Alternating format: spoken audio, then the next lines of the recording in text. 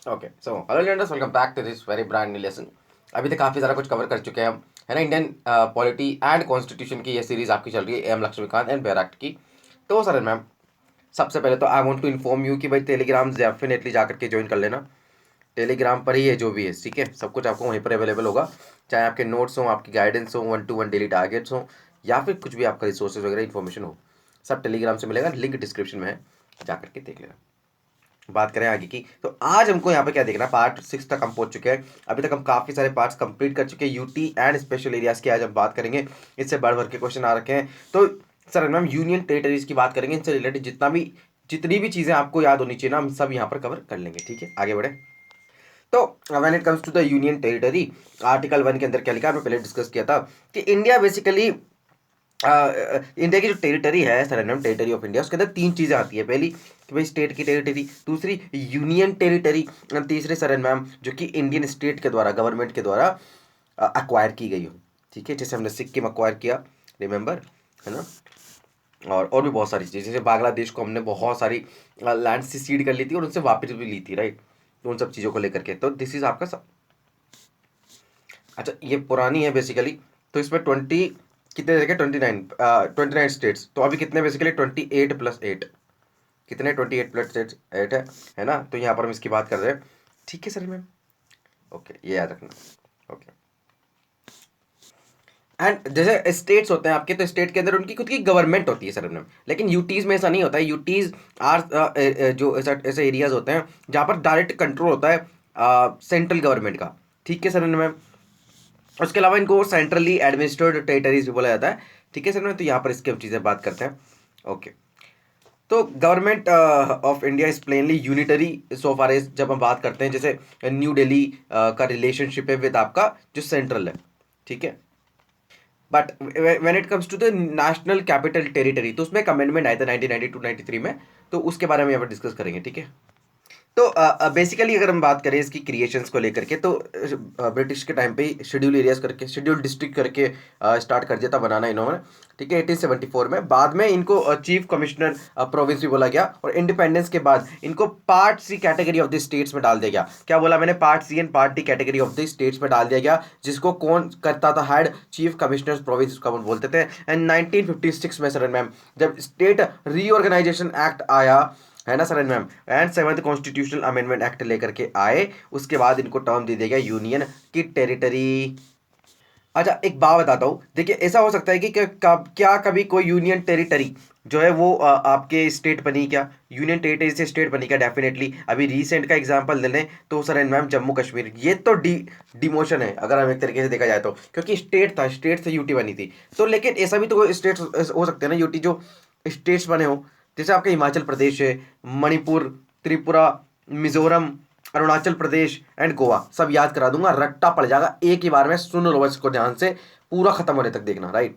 बात करें तो ये वो स्टेट्स हैं जो आज पहले यूटी हुआ करते थे। ऑन दी अदर एंड ऐसे टेरिटरीज हैं जैसे आपके पोर्टुगीज से आए थे, जैसे हम बात करते हैं दमन दीव, है ना, दादरा नागर हवेली, अब तो एक कर दिया इनको। उसके अलावा फ्रेंच की अगर हम बात करें तो पुडुचेरी, इनको ये भी यूनियन टेरिटरीज बेसिकली बनाई गई है, और आज दिन तक भी ये यूटी आपके है कि नहीं। 8% अगर हम देखें तो 9 नहीं है, 8 है, ये याद रखना आप, है ना। इनका नाम देख लेना आप, दिल्ली है, और अंडमान निकोबार है, लक्षद्वीप है सर, इनमें दादरा नागर हवेली है, अंडमान द्वीप को एक कर दिया, है ना। तो इसको कर लेना पुडुचेरी, फिर आपका चंडीगढ़, जम्मू कश्मीर 2019 में होना, फिर आपका लद्दाख, है ना। तो ये सब चीज़ें तो 1973 तक, 1973 तक जो आपका लक्षद्वीप था, इसको लक्काद्वीप बोला जाता था, मिनिकोय एंड अमिनी द्वीप, ठीक है। तो ये तीन नाम थे इनके, तो इनको बदल दिया गया, फिर लक्षद्वीप कर दिया गया। देखिए मैंने कहा ना, 1992 में एक अमेंडमेंट किया गया, 1992 दिल्ली को रीडेजिग्नेट किया गया एज आपका नेशनल कैपिटल टेरिटरी, एंड 2006 तक पुडुचेरी को पौंडीचेरी कहते थे, क्या कहते थे, पौंडीचेरी, उसको बदल दिया गया नाम। तो नाम भी बदल सकते हैं। तो यूनियन टेरिटरीज के बहुत सारे रीजन हो सकते हैं उनको बनाने के, जैसे political, administrative region, cultural distinctiveness हो सकती है, स्ट्रेटेजिक इंपॉर्टेंस, स्पेशल ट्रीटमेंट, जैसे कुछ पर्टिकुलर एरियाज का, जैसे मिजोरम, मणिपुर, त्रिपुरा, अरुणाचल, है ना, जिनको बाद में स्टेट्स बना दिया। बात करें तो क्रिएशंस अगर हम बात करें तो नई दो टेरिटरीज का, क्यों, जब हम बात करते हैं लद्दाख को लेकर के एंड हमारी जम्मू कश्मीर को लेकर के, तो ये कब बने आपके 2019 में बने, है ना। तो लद्दाख से रिलेटेड बातें इसके अंदर कुछ लिखी हुई है। ये बहुत सालों की डिमांड थी कि मैं उनको यूटी बना दूँ, तो उनको यूटी बना दिया गया, है ना। बड़ा ज़बरदस्त यहाँ पर काम किया गया, जम्मू कश्मीर का रीऑर्गेनाइजेशन कर दिया। एंड यस, तो आपके उस टाइम पे ये सब लिख लेना यार, क्रॉस बॉर्डर टेररिज्म वगैरह। तो जब से यूटी बनी है वहाँ पर केंद्र शासित है पूरा, ठीक है। तो पहले अफस्पा वगैरह लगता था, उसके लिए अलग कानून था, तो उसको उड़ा कर दिया, अब यूटी बना दिया। तो अब तो एक भी वहाँ पर धमाके वगैरह, बॉम्बिंग वगैरह कुछ भी नहीं होती ना। तो अब वो डायरेक्टली आपके स्टेट के कंट्रोल से बाहर आकर के केंद्र के कंट्रोल में है। बात कर ले एडमिनिस्ट्रेशन किस तरीके से यहाँ पर होता है सरन मैम, बात करते हैं। देखिए आर्टिकल 239 से लेकर के 241 तक आपके part 8 of the Indian constitution, फिर से बोलता हूँ, आर्टिकल 239 से लेकर के 241 part 8 of the constitution. And हाँ, मैंने अमेंडमेंट्स की अलग से प्लेलिस्ट बना दी है आपके, एक बार आप जाकर के देख सकते हैं, ठीक है।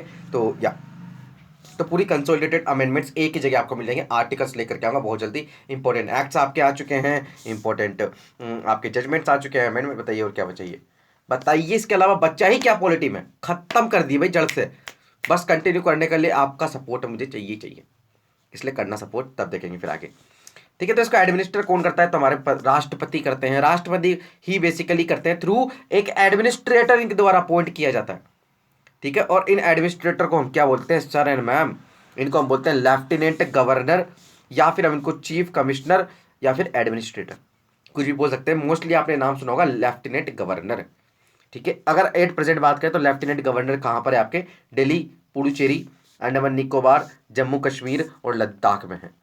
तो और एडमिनिस्ट्रेटर कहाँ पर होगा आपके, चंडीगढ़, दादरा नागर हवेली और दमन दीव, इनका एक ही है, लक्षद्वीप, समझ गए। तो इस तरीके से होता है ये। राष्ट्रपति महोदय जो है, he can also appoint the governor of a state as the administrator of an adjoining UT, समझ गए। जैसे मान लीजिए राजस्थान, मान लीजिए पंजाब का है गवर्नर, तो उसको कह देंगे चंडीगढ़ के एडमिनिस्ट्रेटर की तरह भी आप ही काम करो, ठीक है। जैसे टोटली ऑन डिस्क्रिप्शन ऑफ आपके राष्ट्रपति महोदय।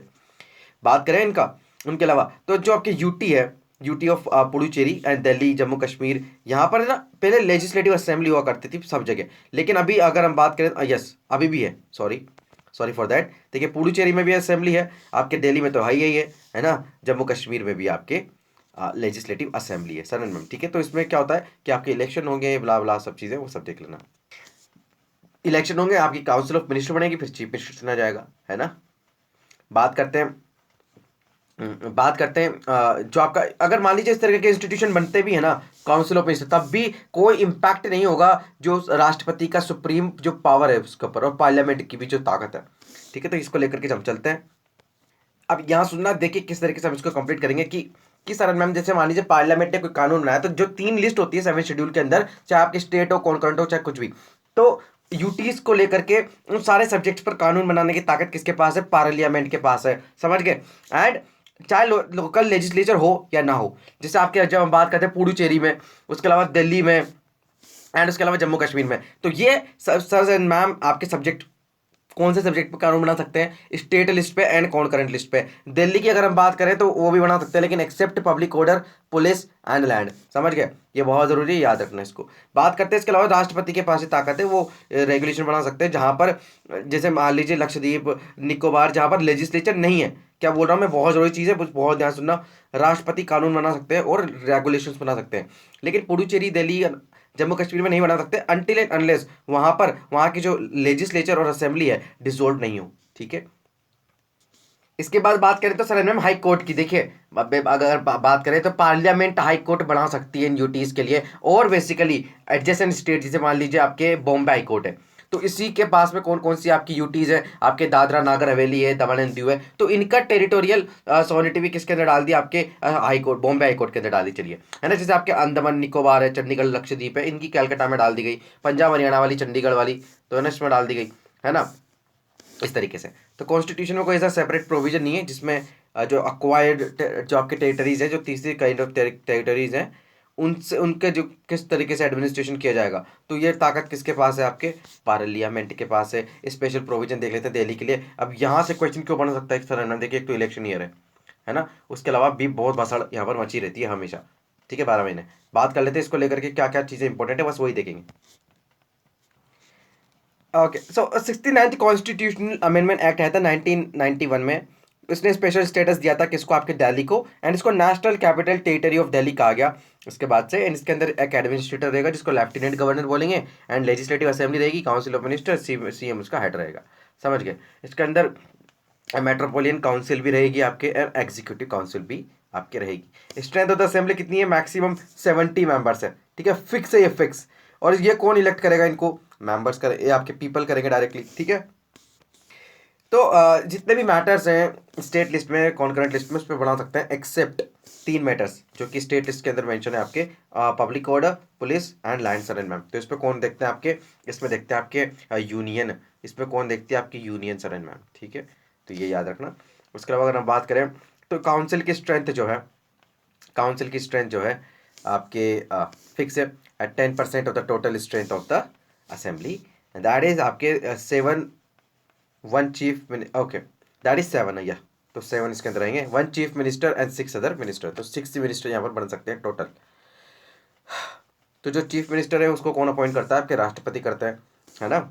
एंड जो आपके मिनिस्टर हैं they hold office during the pleasure of the राष्ट्रपति, है ना। एंड नेक्स्ट देखिए, in case of difference of opinion between the lieutenant governor and the minister, the lieutenant government जो गवर्नर है is to refer the matter to the president for decision and act accordingly. अब मैं बताता हूँ यहाँ पर बहुत जरूरी बात, आप मेरी करंट अफेयर्स की सीरीज जरूर देखें, क्यों, क्योंकि सर मैम उसके अंदर गवर्नर का जो लेफ्टिनेंट गवर्नर है उसका स्टेटस, उसके अलावा सुप्रीम कोर्ट ने रिसेंटली क्या कहा है, what is the meaning of government, उन्होंने कहा गवर्नमेंट का मतलब लेफ्टिनेंट गवर्नर है, समझ गए आप, और किसका डिसीजन फाइनल होगा, तो वो आपको देखना पड़ेगा। हमारी जो मंथली करंट अफेयर्स की सीरीज है उसका लिंक डिस्क्रिप्शन में प्रोवाइड कर दूंगा मैं आपको, जाकर के सारी की सारी देखनी है करंट अफेयर्स के लिए, और दिल्ली का स्पेशली देख लेना, लेफ्टिनेंट गवर्नर एंड सीएम के बीच में टसल रहती है, समझ गए बात, तो वहां से आपको इसको उठा करके देखना है, और इसमें और कुछ भी आपका ऐसा खास इंपॉर्टेंट नहीं है। एडवाइजरी कमेटी की बात करें यूटी को लेकर के, सो बेसिकली अगर हम इसके अंदर बात करें तो government of India location rule है 1961 के, मिनिस्ट्री ऑफ होम के अंदर आती है बेसिकली, सर आपके नोडल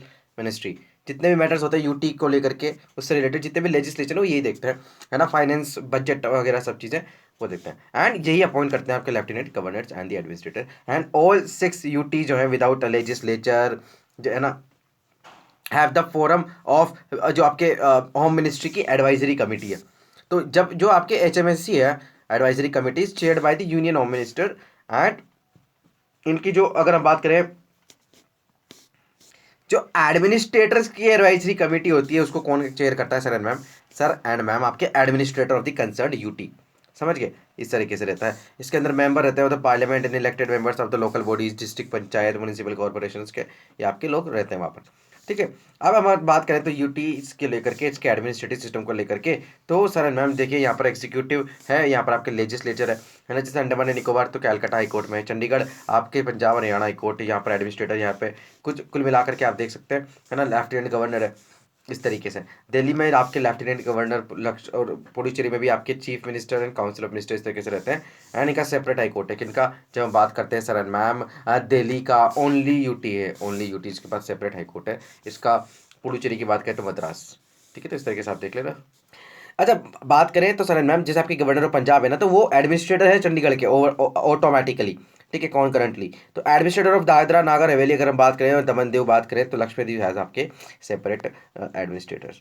कंपेयर आप कर सकते हो यहाँ पर स्टेट के बीच में क्या डिफरेंस है, central list and basically central अगर बात करें रिलेशनशिप विद सेंटर इस फेडरल, ठीक है, यहाँ पर फेडरल नहीं, यहाँ यूनिटरी है यूटी को लेकर के, यहाँ पर distribution of power with the centre है, यहाँ पर डायरेक्ट कंट्रोल है, they have autonomy, they do not have autonomy, इनकी यूनिफॉर्मिटी है, इनके एडमिनिस्ट्रेटिव सेटअप में यहाँ पर आपको यूनिफॉर्मिटी देखने को नहीं मिलेगी। इस तरीके से बाकी के भी आप यहाँ पर देख लेना, कोई यहाँ पर इशू आपका ऐसा रहेगा नहीं। तो administrator is an agent of the president है, और यहाँ पर गवर्नर कॉन्स्टिट्यूशनल हेड होता है स्टेट का, ठीक है। आर्टिकल्स अगर हम सर हम बात करें इसके अंदर तो आर्टिकल 239 से लेकर के मैंने आपको बताया था आर्टिकल 242 तक है, एंड 242 को बेसिकली रिपील कर दिया गया था, इसे रिलेटेड टू द आपके कुर्ग रीजन, ठीक है, कुर्ग रीजन से बेसिकली ये है। इन द नेक्स्ट लेसन हम बात करेंगे शेड्यूल एंड ट्राइबल एरियाज की।